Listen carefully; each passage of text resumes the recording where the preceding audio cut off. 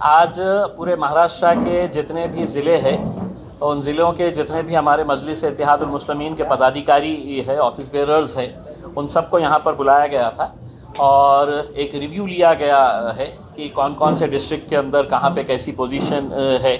आने वाले विधानसभा इलेक्शन को देखते हुए कहाँ कहाँ पर मजलिस इलेक्शन लड़ सकती है, कौन कैंडिडेट हो सकते हैं, इन बातों के ऊपर चर्चा की गई है। बहुत पॉजिटिव रहा है और जो लोगों का एंथुसियाज़म, जो लोगों का जोश है, वो यकीनन जोश बरकरार है।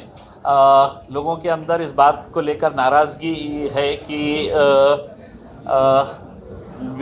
विधान परिषद के इलेक्शन के अंदर जिस तरीके से सो कॉल्ड सेक्युलर पार्टीज़ का जो रवैया रहा है पार्लियामेंट इलेक्शन, विधान परिषद के अंदर भी और लोकसभा के इलेक्शन के अंदर भी हमने हमेशा से ये मांग की थी कि हमारा रिप्रेजेंटेशन होना चाहिए पार्लियामेंट के अंदर भी और असेंबली के अंदर भी।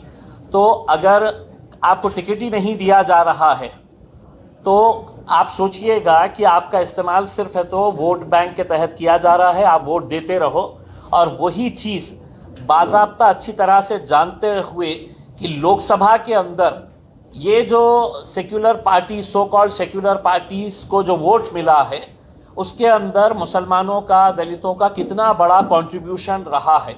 इसके बावजूद भी उनका एहसान चुकाने के लिए विधान परिषद के मौके के ऊपर एक भी कैंडिडेट खड़ा नहीं किया और आज तकरीबन 40 साल के बाद ऐसी सिचुएशन आ गई है कि मुस्लिम मुक्त विधान परिषद महाराष्ट्र की हो गई है। तो ऐसे हालात के अंदर मजलिस पूरे महाराष्ट्र का रिव्यू ली है। बैरिस्टर असदुद्दीन अवैसी साहब आए हैं, हमारे हैदराबाद के एमएलए बलाला साहब आए हैं और सभी डिस्ट्रिक्ट के जितने भी ऑफिस बेरर्स हैं उनके साथ चर्चा हुई है और बहुत जल्द इसके ताल्लुक से फैसले लिए जाएंगे। क्या हुआ?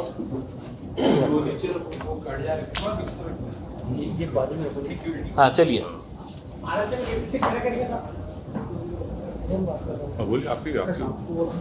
देखिए अभी आज के दिन हमने एक रिव्यू लिया है कि कहाँ कहाँ पे हम स्ट्रांग हो सकते हैं, कहाँ कहाँ पर। तो नंबर्स तो मैं नहीं बता सकूँगा, लेकिन यकीनन हम काफ़ी अच्छी जगहों के ऊपर इलेक्शन लड़ेंगे और बहुत मजबूती के साथ लड़ेंगे। बोलिए। एकटे लढणार की कोणाला सोबत घेणार? देखिए आज की पोजीशन के अंदर तो हम अकेले हैं। अगर कहीं पर कोई अलायंस की अगर बात होती है, कहीं से कुछ चर्चा शुरू होती है, तो उसको पार्टी के अध्यक्ष असदुद्दीन अवैसी साहब के साथ चर्चा करके उसके ताल्लुक से डिसीजन लिया जाएगा। लेकिन आज की पोजीशन के अंदर ऐसा किसी के साथ कोई बातचीत चालू नहीं है। कुछ दिन पहले मनोज जरांगे जी ने कहा था कि महाराष्ट्र में मुस्लिम, दलित और बाकी जो पिछड़े वर्ग है उनको साथ लेकर महाराष्ट्र के आने वाले चुनाव वो लड़ने वाले हैं। तो एमआईएम इसके बारे में क्या सोचती है, क्या सोच है मनोज जरांगे जी के इस पर्याय के बारे में? वो इसे आप वर्किंग प्रेसिडेंट है, बोल नहीं, देखिए एमआईएम को भले ही आप एक अलग नज़रिए से देखते हैं, लेकिन हम ऐसा कास्ट बेसिस के ऊपर कि ये जाति के लोगों के साथ में मिलकर हम इलेक्शन लड़े। हमारे पास आज के दिन है तो अलग अलग जाति, धर्म और मज़हब के लोग जो है वो एमआईएम के साथ जुड़ रहे हैं। तो जरांगे पाटिल साहब ने जो कहा है, आने वाले वक्त के अंदर पॉलिटिकल सिचुएशन, सिनेरियो क्या होने वाला है, ये देखने को मिलेगा। हर रोज़ कुछ ना कुछ महाराष्ट्र के अंदर पॉलिटिकल डेवलपमेंट हो रहा है। आज जो एक पार्टी के अंदर है वो रात होए तक दूसरी पार्टी में चले जाता है, सुबह होए तक तीसरी पार्टी में चले जाता है। तो अगले कुछ दिनों के अंदर बहुत कुछ बदलाव आने वाला है। उसके बाद डिसीजन लिया जाएगा अगर किसी को साथ में लेकर चलना है तो। एक सेकंड, ये सवाल का जवाब। इनका जो सवाल था ऐसा है ना कि मैं हमारे जरांगे साहब की बड़ी इज्जत करता हूं और मैं उनको मुबारकबाद भी देता हूं कि उनके इस आंदोलन की वजह से 8 मराठा एमपीज कामयाब हुए मराठवाड़ा में। और महाराष्ट्र में एक भी मुसलमान एमपी नहीं है। महाराष्ट्र में ओबीसी समाज के एमपी जीत कर आए, मगर एक भी मुसलमान एमपी नहीं जीता। तो ये भारत की जो हमारी जमहूरियत है, हम ये दावा करते कि हमारी जमहूरियत, हमारी लोकशाही जो है वो एक रिप्रेजेंटेटिव फॉर्म ऑफ डेमोक्रेसी है।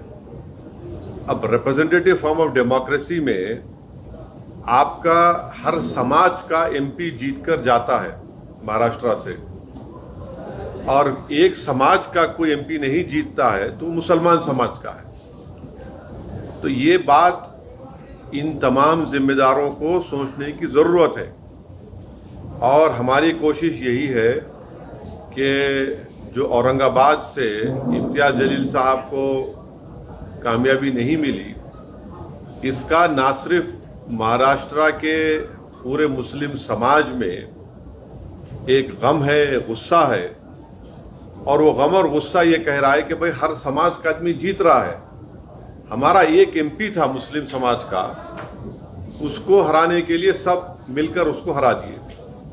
तो ये सच्चाई है, और भारत की पार्लियामेंट में आज पहली मर्तबा ऐसा हुआ है कि अपर कास्ट और backward OBC, other backward class का रिप्रेजेंटेशन बराबर हो चुका है भारत की पार्लियामेंट में। और किसी समाज का अगर पॉलिटिकल रिप्रेजेंटेशन सिर्फ 4% है, 14% आबादी भारत में मुसलमानों की है, और सिर्फ 4% एमपी जीत कर आ रहे हैं, तो ये आखिर ये मुसलमानों से उनको वोट डालने के लिए क्यों पीछे हट रहे? मुसलमान तो झोली भर भर कर वोट डाला ना सबको। हम सब जब डाल रहे हैं वोट, तो हमको क्यों नहीं वोट डालते? तो ये सवाल मेरा ये तमाम पॉलिटिकल पार्टी से, ये तमाम लीडर से, और ये सवाल मुसलमानों को भी सोचना है। हम वोट डालने वाली मशीन तो नहीं है ना, हम तो एटीएम नहीं है कि तुम आओ और हमको दबा दो और हम डालते जाए वोट। तो ये आपके सवाल का जवाब ये है। जाएंगे या नहीं जाएंगे, सोच क्या है आपकी? क्या सोच रहे हैं आप? किधर? अगर उनकी तरफ से कोई प्रस्ताव आता है या आपकी तरफ से, अगर उनकी तरफ से कोई प्रस्ताव आता है तो आपको साथ लेके जाके बात करता हूं मैं हमेशा जो है, मैं जरांगे साहब, देखिए सुनिए एक मिनट, मैं जरांगे साहब को मुबारकबाद देता हूं कि उन्होंने खड़े हुए अपने समाज के लिए, और उनके खड़े रहने की वजह से 8 मराठा एमपी को उन्होंने कामयाब कर दिया। बीड़ से उन्होंने पंकजा मुंडे को शिकस्त हो गई। तो ये उनकी कामयाबी है ये। मगर कामयाबी जहां उनकी हो रही है, जो मुस्लिम समाज की कामयाबी क्यों नहीं हो रही है? और ऐसा ही हमको लड़ना है मुस्लिम समाज को भी अपने राइट्स के लिए, और इंशाल्लाह हम वो कोशिश कर रहे हैं और करेंगे। दूसरी पार्टियां तो सिर्फ मुस्लिम, दूसरी पार्टीज तो सिर्फ मुस्लिम वोट को लेना चाहती है, कैंडिडेट नहीं दे सकते। तो इम्तियाज साहब ने सही कहा, आज आपके महाराष्ट्र काउंसिल में ना, काउंसिल में तो कोई नहीं है मुसलमान। तो ये महाराष्ट्र के 11% मुसलमानों के लिए एक बहुत ही तकलीफदेह बात है। अगर उनकी तरफ से कोई बातचीत होती है, हम बराबर बात करेंगे। वैसा हम अपने दरवाजे बंद नहीं करें। आप बोलो भाई, असद साहब बोल क्या है? औरंगाबाद की सीट हमारे इम्तियाज जलील साहब को हराने में एमआईएम का काफी बड़ा हाथ है। हाँ, एमआईएम का हाथ है। एमआईएम का हाथ है, अच्छी बात। तीसरा सवाल बोलिए। एमआईएम मुस्लिम रिजर्वेशन के लिए नेतृत्व करेंगे? एमआईएम मुस्लिम रिजर्वेशन नहीं, हम तो चाह रहे कि मराठा समाज को रिजर्वेशन मिलना चाहिए, हम उसके खिलाफ नहीं है। हम ये भी चाहेंगे कि मुसलमानों, महाराष्ट्र के जो मुसलमानों में जो बैकवर्ड कास्ट है, जिनको बॉम्बे हाई कोर्ट ने एजुकेशन में अलाउ किया, तो हम ये चाहेंगे कि उसको कंटिन्यू करें। उसको क्यों नहीं देते आप? भाई एक मेरा सवाल मुझे जवाब मुकम्मल हो जाने दीजिए। और रिजर्वेशन का वो बॉम्बे हाईकोर्ट का जजमेंट है मुसलमानों के फेवर में, एम्प्लॉयमेंट में उन्होंने कहा कि 50% के ऊपर जा रहा है, इसलिए हम नहीं दे सकते।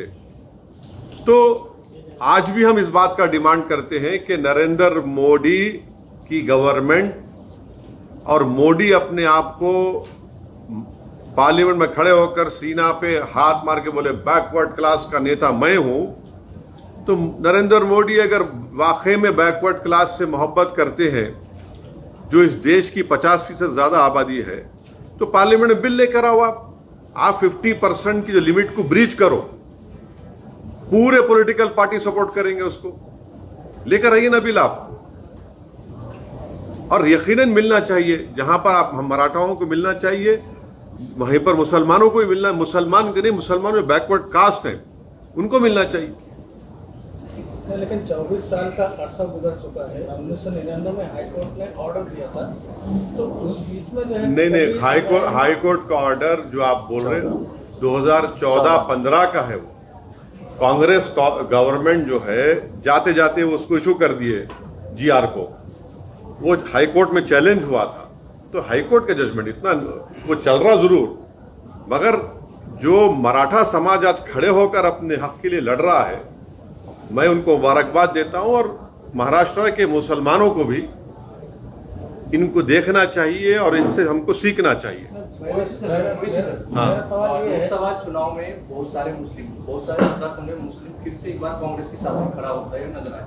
आप विधानसभा आपकी पार्टी नहीं, मैं वही तो आपको कह रहा हूं कि हम वही तो कह रहा हूं कि हम वोट डालने वाले बन गए, सिर्फ वोट लेने वाले नहीं बन रहे हम। और इसी वजह से पॉलिटिकल पार्टीज जो है मुसलमान को ना टिकट देते। पूरे महाराष्ट्र में इंडिया अलायंस ने एक भी मुसलमान टिकट नहीं दिया। खैर नरेंद्र मोदी तो बोल दिए हमको, हम घुसपैठी हैं, तो कहां घुसपैठी टिकट देंगे वो। तो हम तो सिर्फ वोट डालने वाले बन गए, और एक कैंडिडेट था, पूरे मिलके उसको हराने पे बैठ गए।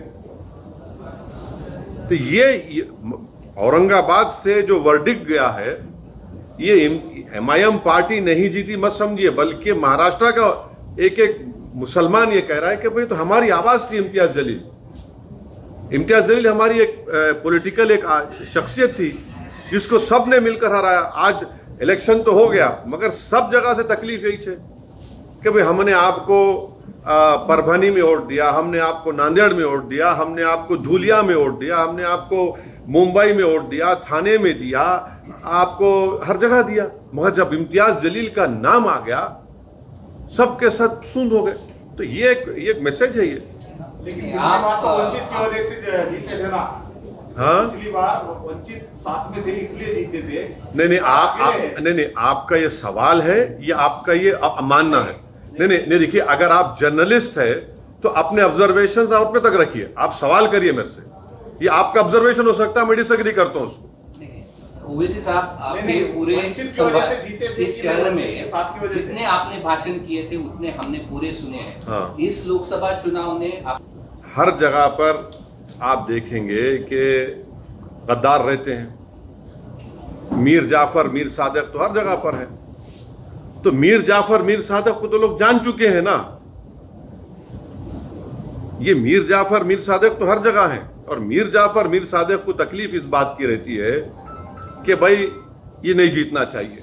और ये मीर जाफर, मीर सादिक जो है, ये हर पार्टी के जर खरीद गुलाम है जो अपना काम करते रहते हैं।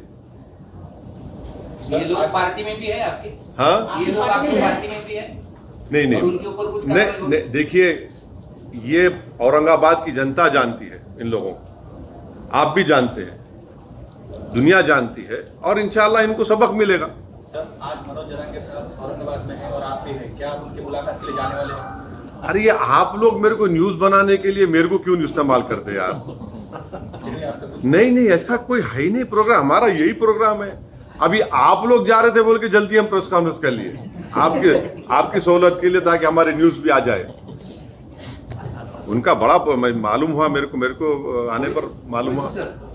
महाराष्ट्र में एक योजना है, ये लाडली बहन, लेकिन लाडली बहन बोल के एक योजना महाराष्ट्र सरकार ने जारी की है। हाँ, हाँ। उसमें एक मनसे के नेता ने ऐसा कहा है कि इसका लाभ जो है तो मुस्लिम को ना दी जाए, क्योंकि उनको 2 बीवी रहते हैं, उनको बच्चे ज्यादा रहते हैं। उनको 4 बीवी। अच्छा, तो जिसकी मिस्ट्रेस है थी उसको भी मिलना नहीं मिलना, जिसके माने जो शादी नहीं करके लिव इन रिलेशनशिप करके बच्चे भी हो जाते हैं उनको मिलना नहीं मिलना। हाँ, अब आप बोलेंगे नहीं, जो बाप शराब पीता उसकी बेटी को नहीं मिलना, तो पूरे के पूरे आउट हो जाएंगे। फिर तो तानिक पूरा पीते 6 बजते की। तो ये हर चीज मुसलमान को ला लेना कि बच्चे ज्यादा पैदा करते, क्या वही बोले ना, बच्चे ज्यादा पैदा करते। वो पागल है बोलने वाला। उन्हें अगर पढ़ लिखता, थोड़ा नेशनल फैमिली हेल्थ सर्वे पढ़ लेता वो दीवाना, तो उसकी आंख खुल जाती कि TFR रेट गिरा है। तो जाहिल है उन्हें, उसको सिर्फ एक ही 1 पॉइंट एजेंडा है, नफरत करो मुसलमानों से। जैसा नरेंद्र मोदी अपना भाषण बोले थे पार्लियामेंट में कि घुसपैठी है, बच्चे ज्यादा पैदा करते और मंगलसूत्र छीन के ले जाएंगे, भैंस खींच कर लेके जाएंगे, तो उन्होंने बोल रहे ज्यादा बच्चे पैदा करते। अरे प्यारे, तुम जिसके इशारों पर कठपुतली बने हुए हैं, नरेंद्र मोदी को भी 6 भाइयां हैं, अमित शाह को 6 बहनें हैं। अब उसका जिम्मेदार कौन है? अब कौन जिम्मेदार है उसका, बोलो ना। तो ये इनका नफरत है। अगर वो इंपेरिकल एविडेंस पढ़ते तो खैर आपके जरिए से उनको ज्ञान मिल गया। आज ममता बनर्जी कल शरद पवार से मिले और कहा कि भाई सरकार बहुमत में नहीं है। कौन सी सरकार? मोदी सरकार अभी वर्तमान सरकार। हाँ, अगर कल बहुमत करने के लिए वोटिंग का वक्त आता है तो आपकी है, आपकी क्या स्थिति है, मतलब आप किसके फेवर में रहें? अरे हम ही तो लड़ रहे मोदी से। घुसपैठी हमारे को बोल दिए, ममता बनर्जी घुसपैठी बोले। मंगलसूत्र छीन के चोरी का हमको देने का किसका बोले? हमको बोले, मुस्लिम कम्युनिटी को बोले। किसकी भैंस चोरी करके दी जाएंगी, चोरी का हमको बोले। अरे पूरा मुस्लिम कम्युनिटी को टारगेट करके बीजेपी ने जीता ना, जितने सीट जीते। सुनिए सब बुलडोजर चल रहा है किसके घर पे? मुसलमानों घरों पे। 8 मुसलमानों का मॉब लिंचिंग हो गया 4 जून के बाद मुसलमानों से। अरे भाई, निशाना तो हम बन रहे हैं ना, तो हम ही तो मुखालिफत कर रहे बीजेपी की।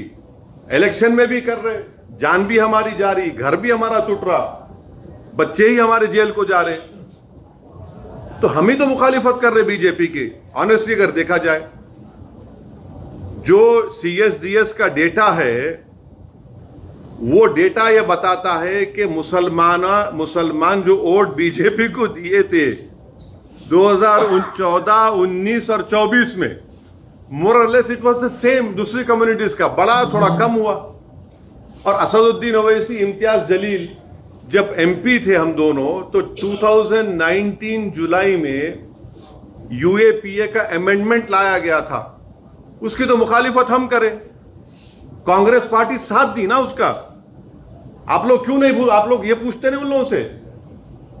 आपको पूछना चाहिए कांग्रेस पार्टी से, NCP से पूछना चाहिए कि आपने UAPA क्यों सपोर्ट किया, जिसकी वजह से स्टैन स्वामी एक 85-year-old बूढ़ा मर गया जेल में, भीमा कोरेगांव के लोग जेल में रहे, बच्चे जेल में आज भी। हम ही तो अपोज कर रहे, पार्लियामेंट में हम लोग हमेशा अपोज करें, और अगर कल ऐसा जरूरत पड़ेगी यकीनन हम बीजेपी के खिलाफ वोट देंगे। मगर हर चीज पे टारगेट तो हम है ना, नुकसान तो हमारा हो रहा। हमारी पार्लियामेंट में हमारी मेंबरशिप रिप्रेजेंटेशन 4% है, अपर कास्ट का OBC का बराबर हो गया। जेलों में सबसे ज्यादा मुसलमान, दलित, आदिवासी है। घर सबसे ज्यादा बुलडोजर से तोड़े जा रहे हमारे मुसलमानों के। लव जिहाद हमारे पे इल्जाम। तो हर चीज का हम पे ही सवाल भी हमसे होता है। मर्रो मैं और मेरे को बोलेंगे तुम उनका साथ देंगे नहीं देंगे। अरे भाई, आपकी तो सवाल कम से कम हकायक को देखकर तो करो ना। नहीं, हाँ मैं बोल दिया आपका। नहीं, मैं आपको सवाल का जवाब दे दिया। अगर ये आप ये नहीं कि पूछते कि भाई अब इम्तियाज जलील क्यों आ रहा है, आप लोग इम्तियाज जलील क्यों आ रहा है, ये पूछना चाहिए लोगों को। एक MP था मुस्लिम, आप हराए उसको। असेंबली में 288 सीटें हाँ। 288 सीटें हैं असेंबली हाँ। महाराष्ट्र में, आप कितने सीट देंगे? इम्तियाज साहब बोल।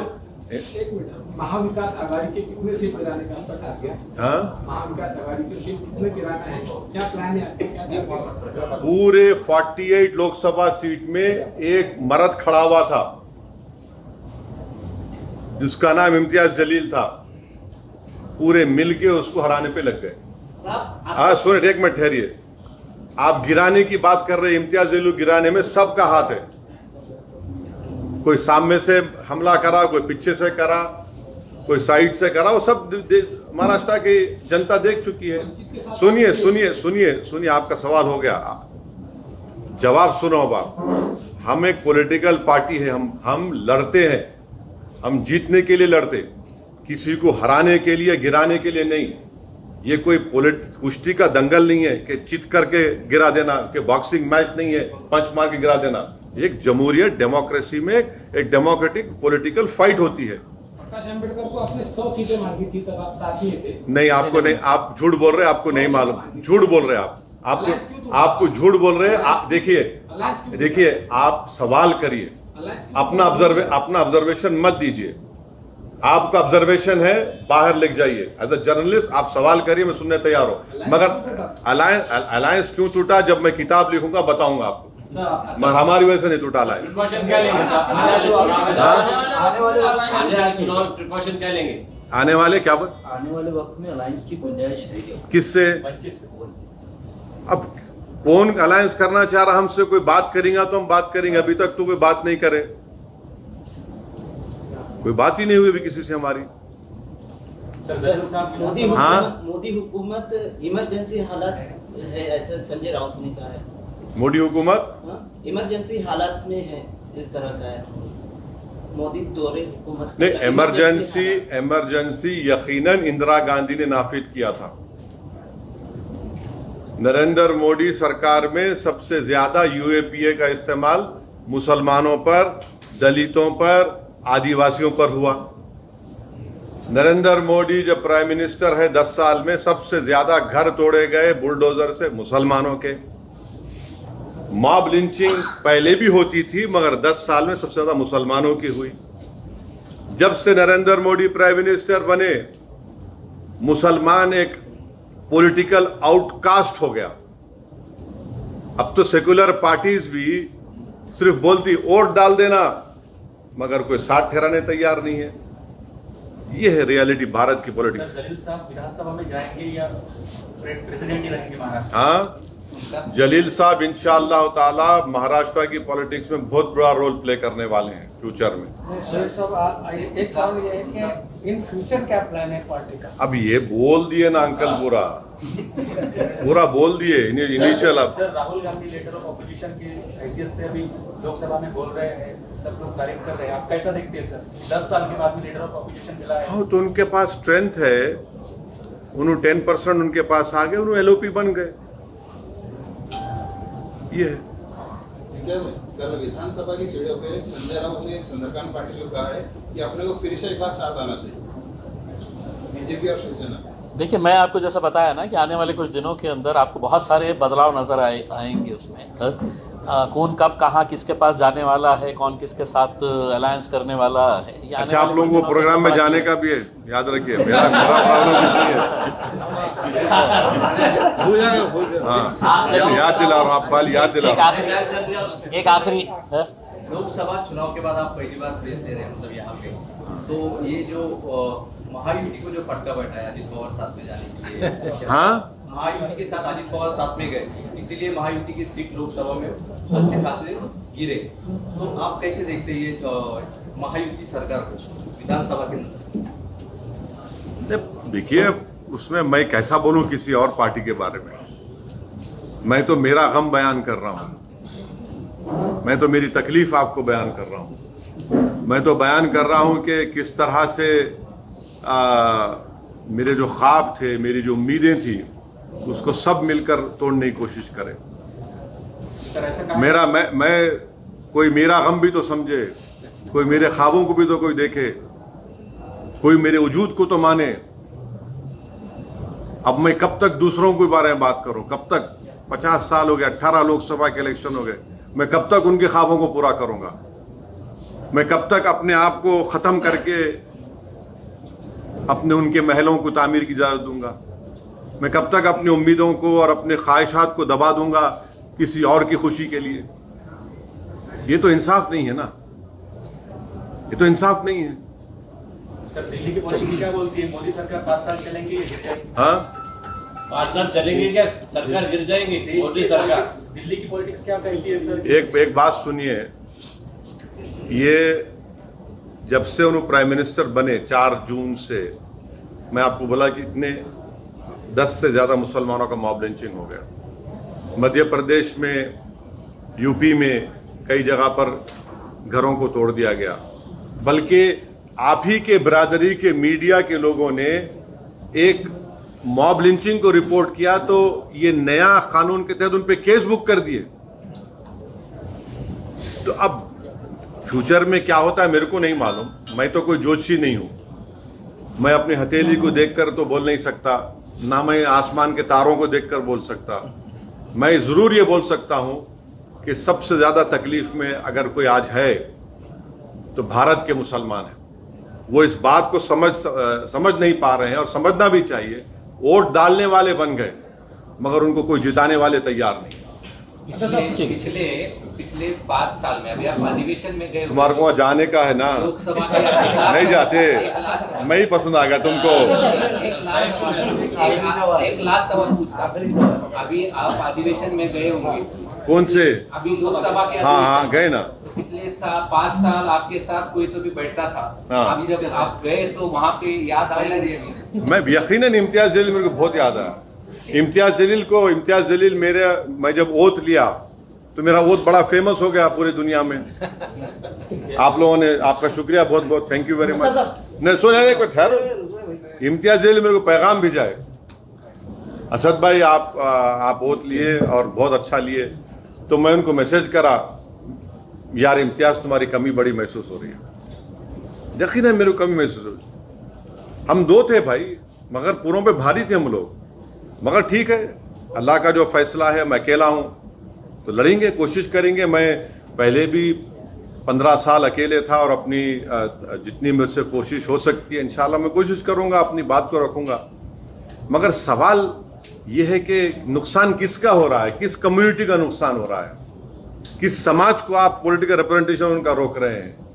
इतना बड़ा प्रदेश है ये, भारत का दूसरा बड़ा प्रदेश है, फाइनेंशियल कैपिटल पूरा देश का इस प्रदेश में है, और वहां से आपका एक मुसलमान एमपी नहीं है। कौन सा सेकुलरिज्म के तुम बाजे बजा रहे हो? कौन सा मॉरल विक्ट्री ये लोग बोल रहे हैं? इनको तो आईने में अपना चेहरा देखकर बोलना चाहिए moral victory. What moral victory is this? ये मॉरल विक्ट्री नहीं है, this is a victory of Hindutva, this is a victory of majoritarianism. ये है सच्चाई।